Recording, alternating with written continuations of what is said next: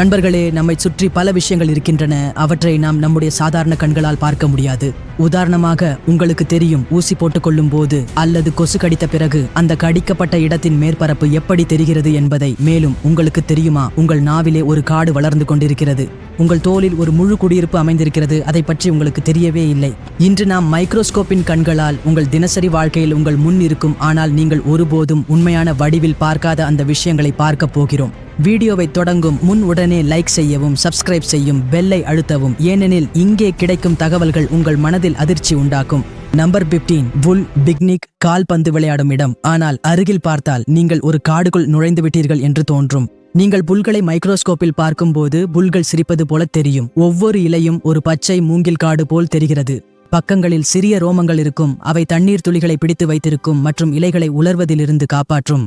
இந்த ரோமங்களால் தான் புல்காலையில் பனித்துளிகளை பிடித்து வைத்திருக்க முடிகிறது. மைக்ரோஸ்கோப்ல பார்த்தா இது இப்படித்தான் தெரியும். அதாவது, நீங்கள் பூங்காவில் பிக்னிக் செய்யும் போது உண்மையில் நீங்கள் ஒரு மைக்ரோஸ்கோபிக் கார்டின் மேல் ஒரு சீட்டு விரித்து உட்கார்ந்திருக்கிறீர்கள். மேலும் கீழே உள்ள உலகம் உங்களை உற்று பார்க்கிறது.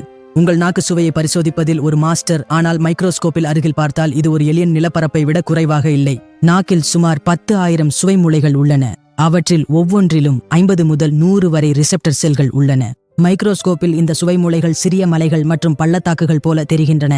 இவற்றின் இடையில் துப்பை, லார்-இன் மைக்ரோஸ்கோபிக் எரிகள் உள்ளன. அவற்றிலிருந்து சுவை மூலக்கூறுகள் சென்று ரிசெப்டர்களை அடைகின்றன. எண் 13, ஊசி பார்ப்பதற்கு மெல்லியதும் மென்மையானதும் போல தெரிகிறது. ஆனால் தோலுக்குள் சென்ற பிறகு அதன் நிலை இப்படி பார்க்கிறது. மைக்ரோஸ்கோப்பில் பயன்படுத்தப்படாத ஊசியின் முனை மிகவும் கூர்மையானதும் சிறப்பானதும் இருக்கும். அது எளிதாக தோலை துளைக்க முடியும். ஆனால் ஒருமுறை தோலுக்குள் சென்ற பிறகு அதன் முனை வளைந்து அதில் மைக்ரோஸ்கோபிக் ஸ்ராய்ப்புகள் உருவாகின்றன. அதனால்தான் டாக்டர்கள் ஒவ்வொரு ஊசிக்கும் புதிய ஊசியையே பயன்படுத்துகிறார்கள். மீண்டும் பயன்படுத்தினால் வலி அதிகமாகும். மேலும் ஊசியால் ஏற்படும் ஆபத்தும் அதிகமாகும். நம்பர் 12, நீங்கள் நினைக்கிறீர்கள் நீங்கள் தனியாக இருக்கிறீர்கள் என்று. உங்கள் முகத்தின் தோலில் மைக்ரோஸ்கோபிக் செயல்பாடு நடந்து கொண்டிருக்கிறது. நமது முகத்தின் தோலில் டெமோடெக்ஸ் எனப்படும் மைக்ரோஸ்கோபிக் பூச்சிகள் வாழ்கின்றன. இவை மிகவும் சிறியவை. 3 அல்லது 4 சேர்ந்தாலும் உங்கள் ஒரு முடியின் அளவுக்கு கூட இருக்க முடியாது. இவை தோல் துளைகளுக்குள் வாழ்கின்றன மற்றும் இரவு நேரத்தில் வெளியே வந்து இறந்த தோல் செல்களை உண்ணுகின்றன. ஒரு மனிதரின் தோலில் இவை வயதுடன் அதிகமாகும். 60 வயதுக்கு பிறகு ஒவ்வொரு தோல் துளையிலும் இவை காணப்படுகின்றன. நம்பர் 11, கொசு சிறியது ஆனால் தொழில்நுட்பத்தில் நிபுணர். நுண்ணோக்கியில் கொசுவின் முகத்தை பார்த்தால் உங்கள் இரத்தத்தை பரிசோதிக்க ஏதோ ஒரு வெளிநாட்டவர் வந்திருக்கிறார் போல தோன்றும். அதன் வாயில் 6 விதமான பகுதிகள் உள்ளன. 2 தோலை வெட்டுவதற்கும், 2 பிடிப்பதற்கும், 1 இரத்தம் குடிப்பதற்கும் பயன்படுத்துகிறது. ஸ்ட்ரா போல இருக்கும் அந்த பகுதியை நுண்ணோக்கியில் பார்த்தால் இப்படித்தான் தெரியும்.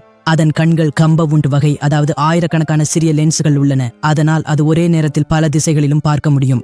நம்பர் 10, நம்மளுடைய முடிகள். தூரத்துல பார்த்தால் பட்டு போலவும், அருகில் பார்த்தால் ஸ்பிளிட் எண்டஸ் போலவும் இருக்கும். ஆனால் நுண்ணோக்கியில் கிராப்பில் பார்ப்போம் என்றால் இது ஒரு உரசப்பட்ட குழாய் போலவே தெரிகிறது.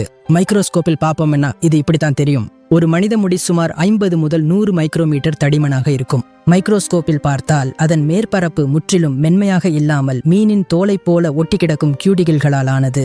ஒரு கியூடிகிள் முடியை சேதமடைவதிலிருந்து பாதுகாக்கிறது. ஆனால் மாசுபாடு, வெப்பம் மற்றும் இரசாயனங்களால் அது கரைந்து விடுகிறது மற்றும் முடி உரசப்படுகிறது. முடியில் எண்ணெய் தடவினால் கியூடிகிள்கள் முற்றிலும் நெருக்கமாகிவிடும். அதனால் முடி மென்மையாக தெரிகிறது. மைக்ரோஸ்கோப்ல பார்ப்போம் என்றால் இது இப்படித்தான் தெரியும். எண் 9, எறும்பு கடின உழைப்பின் எடுத்துக்காட்டு. ஆனால் அருகில் பார்த்தால் இது ஒரு ஹாரர் படத்தின் வில்லன் போல தெரியும். மைக்ரோஸ்கோப்பில் எறும்பின் முகம் மிகவும் விரிவாக தெரியும். அதன் மேண்டிபிள்கள் அல்லது தாடைகள் உங்களை கடிக்க தயாராக இருப்பதைப் போல தெரியும். அதன் கண்கள் கம்பவுண்ட் வகையைச் சேர்ந்தவை. அதில் நூற்றுக்கணக்கான சிறிய லென்ஸ்கள் உள்ளன. எறும்பின் கொம்புகளில் ரசாயன உணரிகள் உள்ளன. அவை மூலம் அது பாதையை கண்டுபிடிக்கிறது மற்றும் அதன் கூட்டத்துடன் தொடர்பு கொள்கிறது. எறும்பு தன் தாடையை பயன்படுத்தி எதிரிகளின் மீது அமிலம் தெளிக்கவும் முடியும். இது உண்மையான ரசாயன போர்.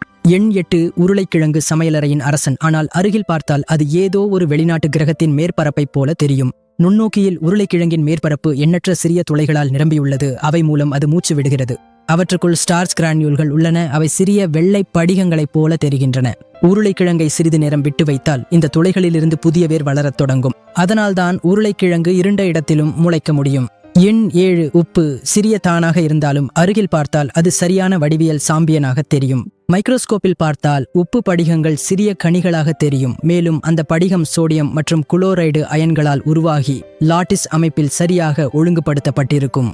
இந்த சமம்சம் இயற்கையின் பொறியியல் அதிசயமாகும். நீங்கள் லேபர் உப்பை பார்ப்பீர்கள் என்றால் அந்த குழாய்களில் கூடுதல் பூச்சி இருக்கும். உதாரணத்திற்கு மசாலா அல்லது அயோடின் போன்றவை.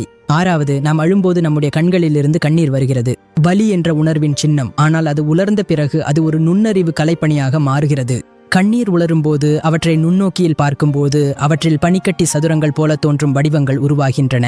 விவித உணர்வுகளால் வரும் கண்ணீரில் உருவாகும் வடிவங்களும் வெவ்வேறாக இருக்கும். சிரிப்பின் கண்ணீரிலும் துக்கத்தின் கண்ணீரிலும் பனிக்கட்டி உருவாகும் அமைப்பும் வேறுபடலாம். கண்ணீரில் தண்ணீருடன் சேர்ந்து கண்களை தொற்று நோயிலிருந்து பாதுகாக்கும் என்சைம்கள் மற்றும் கனிமங்களும் உள்ளன. எண் 5, பசுமை மற்றும் தாசா என்று தோன்றும். ஆனால் அருகில் பார்த்தால் அது ஒரு தொழிற்சாலை இயங்கும் போல் தெரியும். மைக்ரோஸ்கோப்பில் இலையின் மேற்பரப்பில் சிறிய சிறிய துளைகள், அதாவது ஸ்டோமாடா காணப்படுகின்றன. அவை கார்பன் டை ஆக்சைடை கொண்டு உள்ளே எடுத்து ஆக்சிஜனை வெளியே விடுகின்றன. இலை செல்களில் குளோரோபிளாஸ்டுகள் உள்ளன. இவை பச்சை துகள்கள் ஒளிச்சேர்க்கை செய்கின்றன. 4, பறவைகளின் இறகு மென்மையானதும் எளிதானதும், ஆனால் அருகில் பார்த்தால் ஒரு பொறியியல் அதிசயம் என்று தெரியும். பறவைகளின் இறகின் நடுவிலிருந்து மிகவும் மெல்லிய கிளைகள் கிளைவதை காணலாம். அவற்றை பார்ப்ஸ் என்று அழைக்கின்றனர். ஒவ்வொரு பார்பிலும் இன்னும் சிறிய பார்பியூல்ஸ் உள்ளன. அவை மிகச் சிறிய ஹூக்குகளால் ஒன்றோடொன்று இணைக்கப்பட்டுள்ளன. இதுவே அந்த அமைப்பை மிகவும் எளிதாகவும் அதே சமயம் நம்ப முடியாத அளவிற்கு வலுவாகவும் மாற்றுகிறது. ஒரு மைக்ரோஸ்கோப்பின் கீழ் உற்று நோக்கினால் இந்த சிறிய ஹூக்குகள் அவற்றின் நுட்பமான வடிவமைப்புடன் மிக துல்லியமாக ஒன்றோடொன்று பிணைந்திருப்பதை தெளிவாக காணலாம். இது முழுமையும் அதிசயமும் ஆகும். ஒரு செல்களில் சுமார் 7000 சிறிய துளைகள் உள்ளன. அவற்றின் மூலம் சிக்கு ஆக்சிஜன் கிடைக்கிறது. இந்த துளைகள் மிகவும் சிறியவை என்பதால் பாக்டீரியா உள்ளே செல்ல முடியாது. ஆனால் காற்று கடந்து செல்ல முடியும். மைக்ரோஸ்கோப்பில் இந்த துளைகள் தேனீக்கூடு வடிவில் ஹனிகாம் பேட்டர்ன் தெரிகின்றன. 2வது, எப்போதும் தொந்தரவு செய்யும் ஒன்று. ஆனால் அதன் கண்களை நெருக்கமாக பார்ப்பீர்கள் என்றால் அது கேமரா கொண்ட ரோபோட்டாக இருப்பது போல் தோன்றும். ஈயின் கூட்டு கண்களில் சுமார் 4000 முதல் 6000 வரை சிறிய லென்ஸ்கள் உள்ளன. ஒவ்வொரு லென்ஸும் தனித்தனியாக படங்களை பிடிக்கிறது. இதனால் ஈக்கு 160 டிகிரி பார்வை கிடைக்கிறது. மைக்ரோஸ்கோப்பில் பார்ப்பீர்கள் என்றால் இந்த ஆயிரக்கணக்கான சிறியவை 6 கோண வடிவத்தில் தெரியும். அதாவது ஈயை பிடிப்பது கடினம். ஏனெனில் அதற்கு கோப்ரோவை காட்டிலும் சிறந்த 360 டிகிரி கேமரா உள்ளது. முதலிடம் ஸ்ட்ராபெரி இனிப்பும் அழகுமானது. ஆனால் நெருக்கமாக பார்ப்பீர்கள் என்றால் அது ஒரு வெளிநாட்டு உயிரினத்தின் முட்டை பண்ணை போல தெரியும். ஸ்ட்ராபெரியின் சிவப்பு மேற்பரப்பில் காணப்படும் அந்த சிறிய விதைகள் உண்மையில் பழத்தின் வெளியே இருக்கின்றன. மேலும் அந்த விதைகளுக்குள் ஒரு சிறிய பழமும் உள்ளது. மைக்ரோஸ்கோப்பில் இந்த விதைகள் சிறிய துளைகள் போல தெரிகின்றன. ஸ்ட்ராபெரியின் மேற்பரப்பில் மைக்ரோஸ்கோபிக் முடிகளும் உள்ளன. அவை ஈரப்பதத்தை சமநிலைப்படுத்த உதவுகின்றன. அதாவது நீங்கள் ஸ்ட்ராபெரி சாப்பிடும்போது அதோடு பல சிறிய பழங்களையும் இலவசமாக சாப்பிடுகிறீர்கள். இதோ வீடியோ இங்கே முடிகிறது. அடுத்த வீடியோவில் சந்திப்போம். அதுவரை பை.